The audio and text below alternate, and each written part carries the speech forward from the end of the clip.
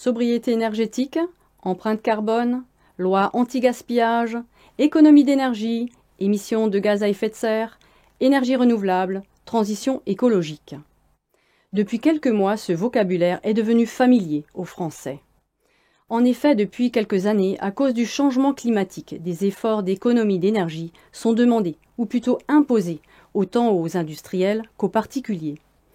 De plus, l'année 2022 a été marquée par le conflit en Ukraine et surtout les sanctions envers la Russie.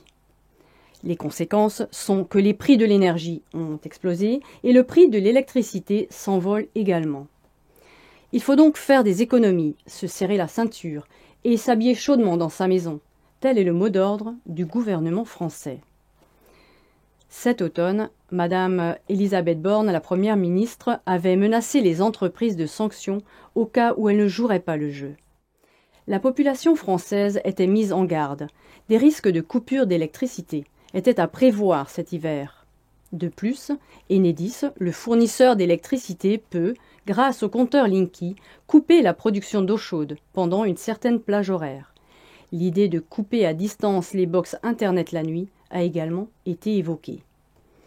Après tout, que chacun soit sollicité pour réaliser des économies en temps de crise peut partir d'un bon sentiment. Et pourtant, des solutions pour économiser l'énergie existent depuis bien longtemps.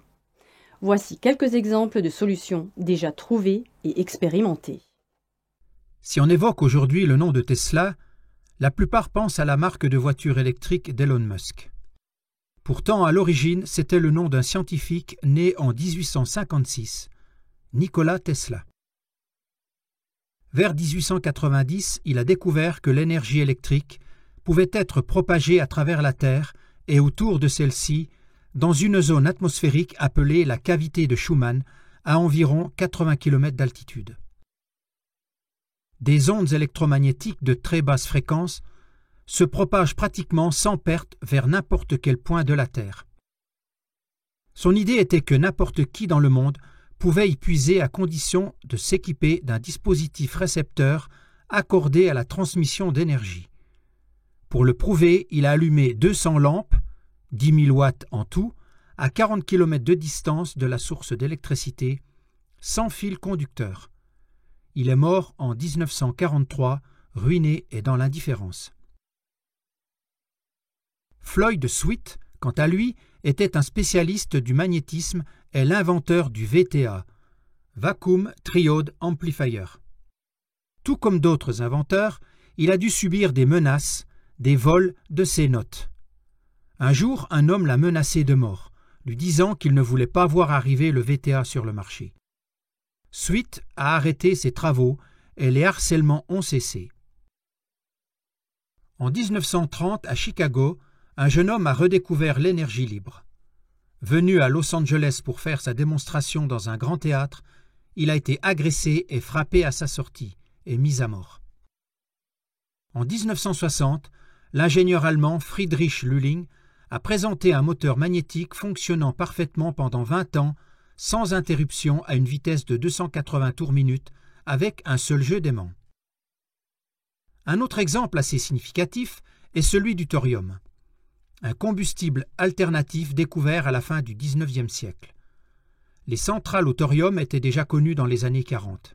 Elles ont l'immense avantage d'être sans danger. Il y a moins de danger de pollution qu'avec n'importe quelle autre usine chimique. On affirme que le thorium serait rare, alors qu'il y a du thorium partout sur la Terre. La France en a même stocké sous hangar pour des milliers d'années et des réserves minières existent en Bretagne. On prétend également que les centrales au thorium ne seront opérationnelles que dans 50 ans, alors qu'elles sont déjà en fonction en Inde. Et en Belgique, le projet MIRA teste le fonctionnement d'un réacteur au thorium qui n'a pas besoin d'uranium-235 ou de plutonium-239 pour démarrer. Le thorium est donc une solution plutôt écologique et peu coûteuse. Un autre projet qui n'a jamais vu le jour est celui des ingénieurs d'Audi qui, en 1989, ont présenté une berline à la deuxième chaîne de télévision allemande. À la demande d'Audi, ce reportage a été surveillé par le contrôle technique allemand afin que personne ne puisse prétendre qu'il s'agissait d'un faux test. Ce véhicule ne consommait que 1,76 litres au 100 km. Cet essai a été réalisé sur un parcours réel de 4800 km à travers l'Europe. Cette voiture n'est jamais arrivée sur le marché. Et pour terminer, on ne peut pas passer sous silence l'obsolescence programmée, c'est-à-dire la destruction programmée. L'exemple le plus symbolique étant celui de l'ampoule de Livermore en Californie, qui fonctionne depuis plus de 100 ans. Le constructeur automobile Ford avait également déjà inventé au début du siècle dernier une voiture quasi inusable. Mais un produit qui ne s'use pas est une tragédie pour les affaires, lisait-on en 1928 dans une revue spécialisée. Donc, peu à peu, on a contraint les ingénieurs à créer des produits qui s'usent plus vite.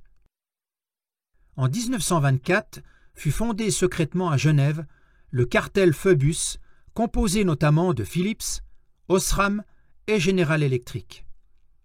Leur but était de contrôler la production mondiale des ampoules et de se partager le gâteau du marché mondial.